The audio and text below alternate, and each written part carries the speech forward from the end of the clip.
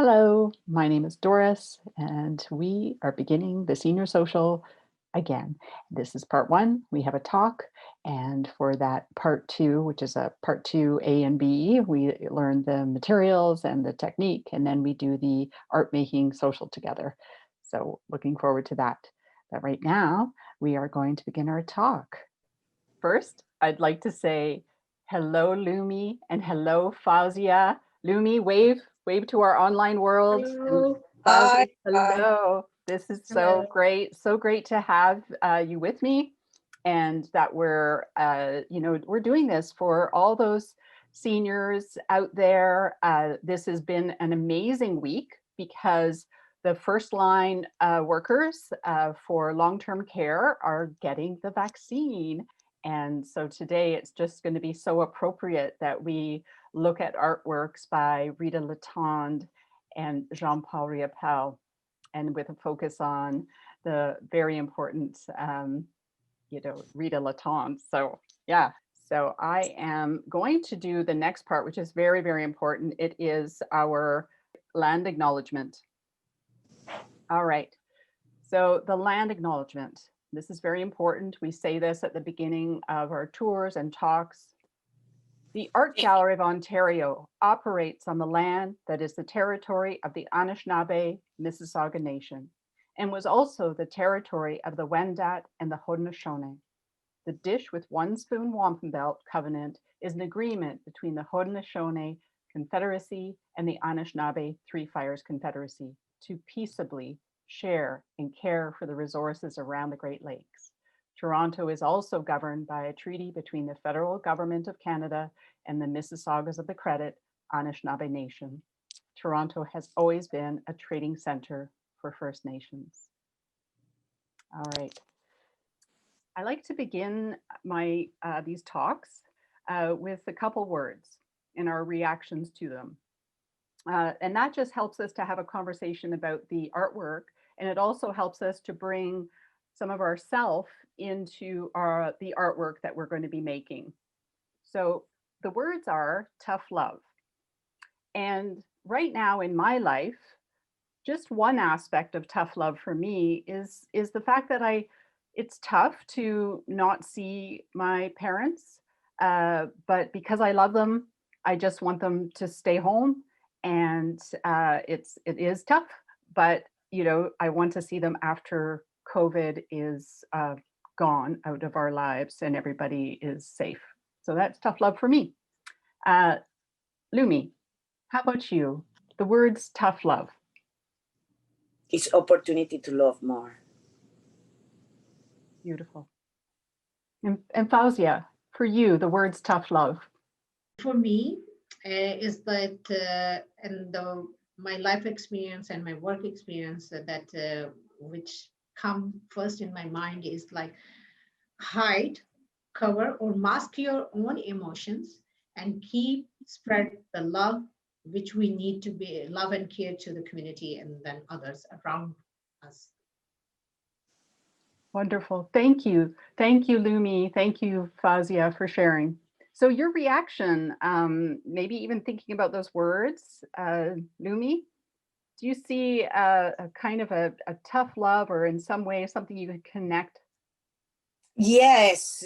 When I saw the colors and you say the tough love, the path that we talking about, as I said, you can change your mood, you can change your path through art, right? And I can see this expression that that colors open the new life, right? Because in some way the light that's come is come to a new path, a new life for me.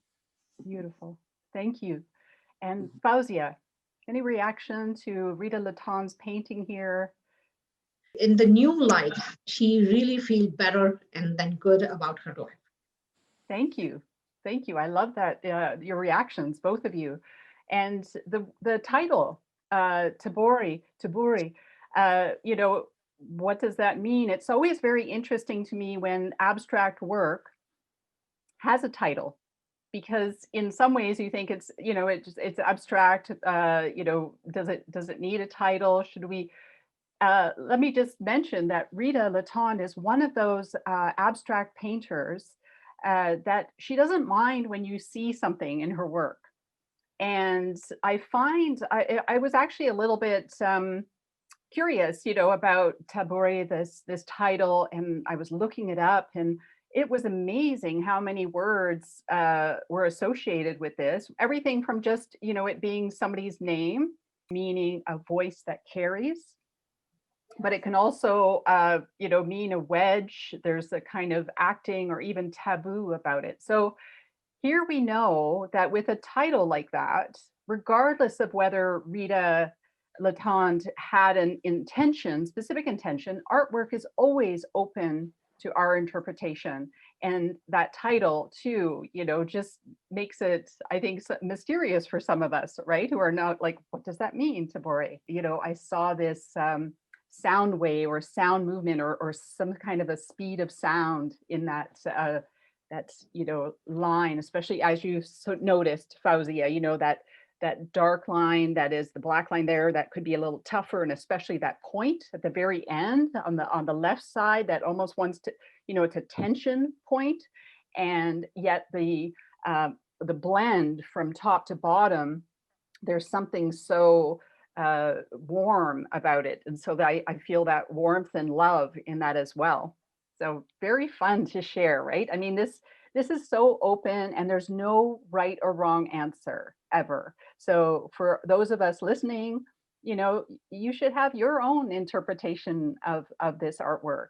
And it's also to, encourage us and make us feel excited about the artwork that we're going to make, because we will be guided in terms of how to create a piece just like this, but very important, with our own emotions coming to it and our own life experience, which is why I kind of asked about, that tough love and what it means for you, because perhaps you can carry that idea into the artwork going forward.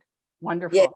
Yeah. When I saw the name Tabori, have many words, like you say, that can be many meanings. But for me, as I have near here one place that called Tabora, right? Tabora, Tabori, Sabori, like Bori, Sabori, like make it, right? Like life can be really successful and delicious, and whatever your feelings or your emotions come, but for a better way, that the path across, that you can have a light, right? And some strange things happen, like now the COVID come and cross your life in some way, and then you say, I can make it, right? I can make it.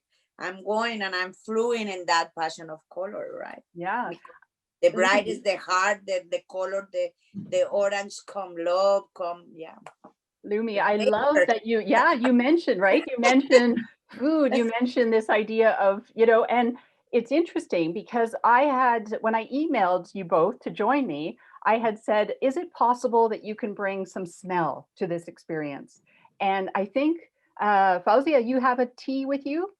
I don't have the whole package, but I am having honey lemon, perfect, ginger, perfect. honey lemon ginger. So it's honey lemon ginger. So it's also for this time period. A lot of people we are drinking because citrus is also, they are saying is good to have a citrus, more citrus when you during the COVID. I don't have actual fruit, but I do have smell. No, but the point is that you're making this connection between the sort of citrusy smell and something warmer like a ginger, right? And for me, I have actually a vanilla extract, and I have lemon. And I think that contrast somehow between like something a little bit, like if I tasted this lemon, I would be like, ooh, a little bit sour, right? And it's a little bit, it's good for you. It's good for you. And here's the thing, maybe sometimes something that is a little bit sour is a little bit tough to lick it. It's good for you though. So maybe there's that even like this tough love within scent and with smell and taste. I'm going to mention something about Rita Latond. Okay, for one, I wonder actually if, I don't know if you've heard this expression, but you know, your ears are burning. But her ears might be burning because we're talking about her, Yes. and she is the beautiful age of 92. You know, she Wow. is, yeah, so she is you know, born in 1928 and she's 92. So she is one of our so important seniors in this art world. She's highly respected. She had an exhibition at the AGO called Fire and Light, and she was Yeah. presented. Yeah, there was an opening, a gallery opening, and because of her that First Nation side to her in terms of being Métis mixed, uh, she was presented, sorry, with a blanket, and I can tell you that presentation at that art opening, there was not a dry eye, and part of it is because people know she has been tough on herself in her life. She has taken on huge experiences such as mural painting. Yeah, she was Yeah. told, here's a big wall. Here's a huge wall. We want you to paint it. And so she was like scared, and that was tough for her. But in the end, she rose to that occasion. You know, she took it on and she painted that mural. And in the end, you know, it was pride. When you say the fire and lights, I love this art because remember me the monarch butterfly colors. Yes, That yes, yes, that absolutely, yes, absolutely. Yeah, and for me that are in fire, right? yeah, Because they are the brights of the sun for me, right? And make us strong like this art, right? yeah. Because express what that encourage and the tough lives that because they have a Yeah. tough line, right? Yes. Yes. And for us is the same path. Thank you too so much. I'm going to show you another slide now, okay? Because just in contrast to Rita, however, there is a really interesting connection. Okay, so here, Jean-Paul Riopelle. Now, this is an artist that Rita Latande met in Montreal, and this was part of, how can I say, you know, well, I'm going to say for the three of us, right? We have found a community through art, and for Rita Latande, she found not only Jean-Paul Riopelle, but she found others in this community of artists in Montreal. And it was Mhm. very tough for them because abstract artwork, this kind of, Riopelle has done really expressionistic work here. And that was unusual. Not very many people were doing this. And it was not a really accepted way of painting. And so, yeah, that was tough for them. And as a matter of fact, there was a manifesto that was, you know, begun, and Jean-Paul Riopelle and Rita Latande were both part of this manifesto. And it was really about wanting to separate this idea of church and state. But anyway, it's regardless of that, and I hope, you know, people out there, you know, are curious enough to want to research this idea of the automatiste and wanting to make this manifesto to make change. But more importantly, we're looking at this because we're getting ready to make art. And Rita Latande created pieces much like this with a lot of action and a Yeah, lot of texture. Yeah, a lot of texture and layer. And the title, like and yeah, Coupe sur Coupe, right?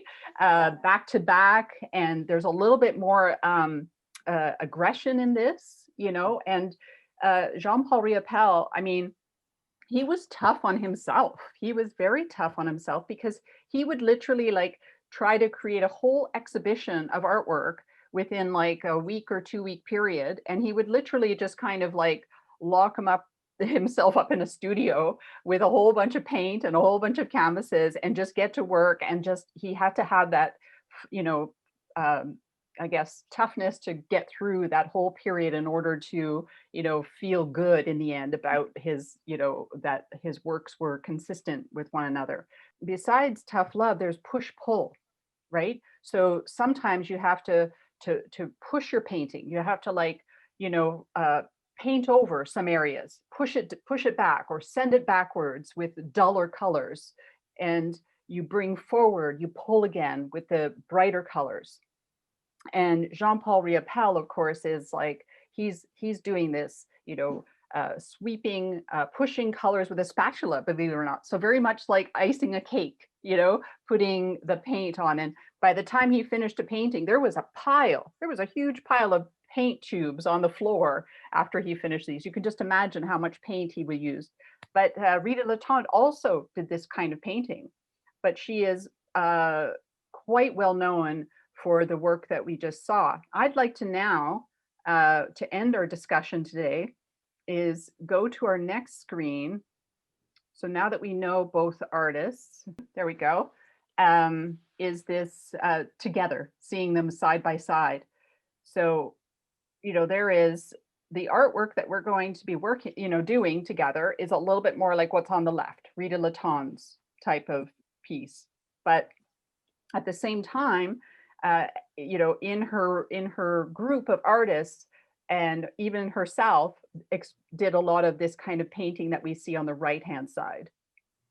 But in both pieces, in both artworks, myself anyway, I do see this, how can I say, a kind of a feeling for there's light at the end of the tunnel, or beyond the tough parts, right? There's Yes. And sometimes it's kind of like looking through the tree leaves, or somehow looking through, it's not quite clear. But I also think with Rita Letendre's, it's it's strikingly strong. When I see Riopelle, he's also like, when you see the way is his art, and you are seeing that he is pushing the darkness, like he's trying to pushing that whatever the darkness around his community, and he's pushing that. You can see those lights are coming from the different angles and different ways. So from actually almost from everywhere, you can see there's a bright light streaks are coming. So it's like when you have a sun, and then your whole room is covered, and there's a tiny holes in some kind of wall or ceiling, and you can see those kind of. So it's also it's represent his community at that time. Any last thoughts, Lumi? When I saw this art together, I can see that's the difference between art of woman, right, as the art of men, right? We appreciate a lot the opportunity that woman had in art. You can see how she is like straight ahead in all the works that she is doing, and I don't care. I'm going because it's my path. Thank you, Lumi. Thank you, Fauzia, for joining us. Thank you to the online world. Join us for the actual making, the art making, and we'll see you soon. Bye-bye. Bye-bye. Thank you so much. Bye-bye. We are looking forward to be the making. Okay? Yeah. Bye. Bye. Thank you. Bye-bye.